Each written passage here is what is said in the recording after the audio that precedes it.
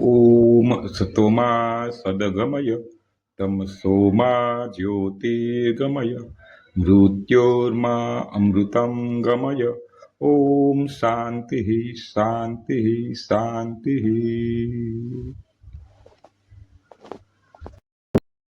નમસ્કાર ખેડૂત મિત્રો, હું રજનીકાંત સિંધરિયા રેખાબેન નર્સરી માંથી આપની સાથે વાત કરી છું. મિત્રો, ચોમાસું આવી રહ્યું છે, વરસાદની વાટ જોઈ રહ્યા છે, ત્યારે ઘણા ખેડૂતો બગીચો કરવાનું વિચારી રહ્યા છે. અને આપણી માન્યતાઓ એવી છે કે બગીચો વરસાદ થાય ને ચોમાસું થાય પછી વાવેતર કરીએ. તો મિત્રો, આ એ બાબતમાં હું કંઈક વિચાર લઈને આવ્યો છું. એ મારા પોતાના મંતવ્ય છે, મારા અનુભવનું કામ છે, અને જે મેં મારા આટલા જે પ્લાન્ટમાં જે કર્યું છે ને આ બધામાં એનો નિચોડ છે, બરોબર. એટલે એના અનુભવના આધારે પ્રેક્ટિકલી છે એની વાત આપણે કરવા જઈ રહ્યા છીએ. તો બગીચો ક્યારે ક્યારે કરાય, ક્યારે કરવાથી શું ફાયદો થાય, શું નુકસાન થાય એ માટે, અને એ માટે આપણે આગળ વધીએ. તો મિત્રો, તમે અમારી ચેનલમાં પહેલી વાર હોય તો આ ચેનલ લાઈક કરો, શેર કરો, સબસ્ક્રાઈબ કરો અને વધુમાં વધુ શેર કરો, એટલે આવી માહિતી બીજા આપણા ખેડૂતોને મળતી રહે. મિત્રો, તમે આ જોઈ રહ્યા છો બધા આનો જો આમ તો થડ તો સારા થઈ ગયા છે, પણ આંબા નાના છે. એનું કારણ તો આપણે આગળના વિડીયોમાં કીધું. પણ હવે આપણે જે વાત કરીએ છીએ એ બગીચાની વાત કરવાના છીએ કે આપણે બગીચો ક્યારે કરવો. આપણી માન્યતા એવી છે કે વરસાદ આવી અને ઝાડવા વાવી, બરોબર. વરસાદ આવે એટલે આંબાનો બગીચો કરીએ. તો મિત્રો, મારી કંઈક ગણિત પ્રમાણે અને મારા અનુભવ પ્રમાણે મેં એવું વિચાર્યું કે અત્યારના સમય પ્રમાણે જો આપણે બગીચો કરીએ છીએ ને ત્યારે એની અંદર ચોમાસાની અંદર આપણે ખાડા કરી, ખાતર નાખી, આ તે બધું કરીએ છીએ અને સારી એવી માવજત કરીએ છીએ, અને છતાં આપણા ઝાડ સુકાઈ જાય છે. તો એનું કારણ શું? તો આંબો એક એવું ઝાડ છે કે જે એને જૂજ માત્રામાં પાણી જોઈએ છે, ઓછું પાણી જોઈએ.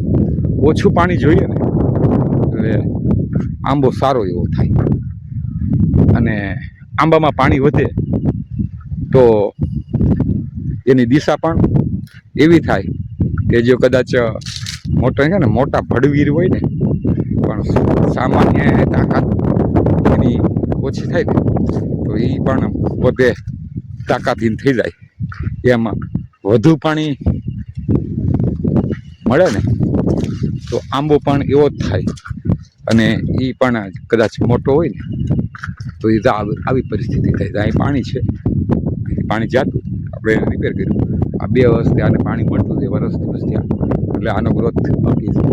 સાઈડમાં જે આંબા તમે બાજુના જ બીજા આ જે 2 આંબાની પરિસ્થિતિ થઈ પાણી, એટલે કહેવાનો મતલબ મારો એવો છે કે આપણે જે બગીચો ચોમાસામાં કરીએ ને એના કરતાં શિયાળામાં કરવો શ્રેષ્ઠ છે, એવી મારી માન્યતાઓ છે.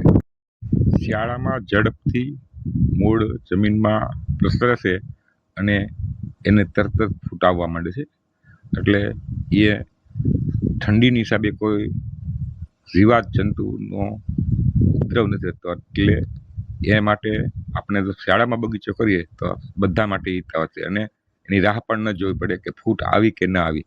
એ ફૂટ નહીં, તરત જ આવી જ જવાની, કારણ કે એને વાતાવરણ પણ સારું એવું મળી રહ્યું છે. તો મિત્રો, હંમેશા બગીચો કરવો હોય ને તો શિયાળામાં જ કરાય, એવી મારી માન્યતા છે. આપણે બધા આંબા વાવીએ છીએ એટલે આપણે બધાને ખ્યાલ છે કે ચોમાસામાં આપણે એનું રોપણ કરીએ છીએ, પણ એનું જે નવી ફૂટ છે ને એ શિયાળામાં જ આવે. ત્યાં લગી એ સુસુપ્ત અવસ્થાની અંદર પડ્યા રહે છે. એટલે શિયાળાની અંદર જે થોડીક ઠંડીનો ચમકારો એવું રહે તો એના નવા પાન ઉપર નીકળે છે. હવે આપણે ચોમાસામાં પ્લાન્ટ રોપી દીધો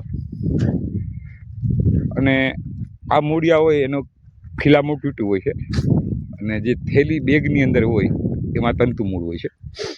ઘણી વખત વરસાદ વધી જવાથી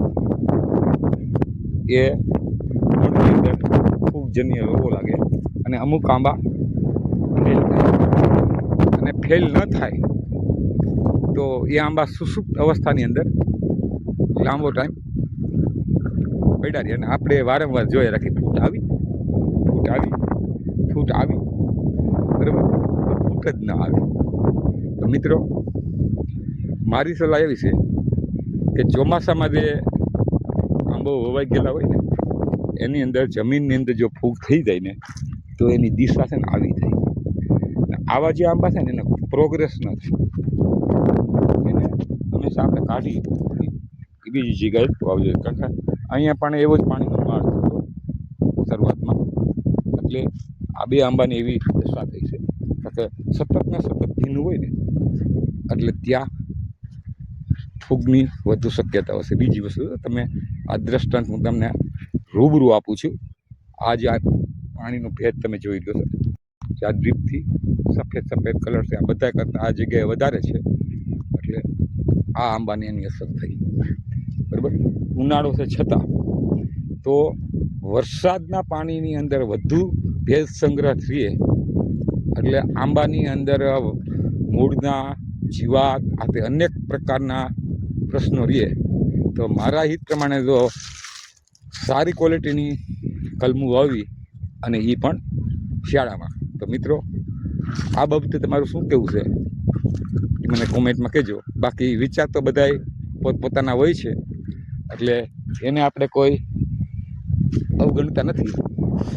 તો અમારે આજે જો આ જૂન મહિનામાં પણ આમ્રપાલી જેવી વેરાયટીઓ આપણા આંબામાં છે અને એને આપણે પાકથી ત્યારે લેટ વેરાયટી છે અને આ ખાધા જેવી વેરાયટી છે અને પાછળથી ખાવાના રસિકો હોય એને આ કેરી ભાવે ખરી. બરાબર, અને આમાં એક અનાનસનો સ્વાદ આવે. એટલે મિત્રો તમે અમારી ચેનલમાં જો જોતા હોય તો આવી માહિતી તમને મળતી હશે અને ખોટી અફવાઓને આપણે રૂબરૂ જે હશે એ તમને બતાવી અને આવા પ્રકારની કેરીઓ આપણા બગીચામાં છે ને આપણી આ પ્લાન્ટ પણ છે. તો જય જવાન, જય કિસાન, વંદે માતરમ, ભારત માતા જય.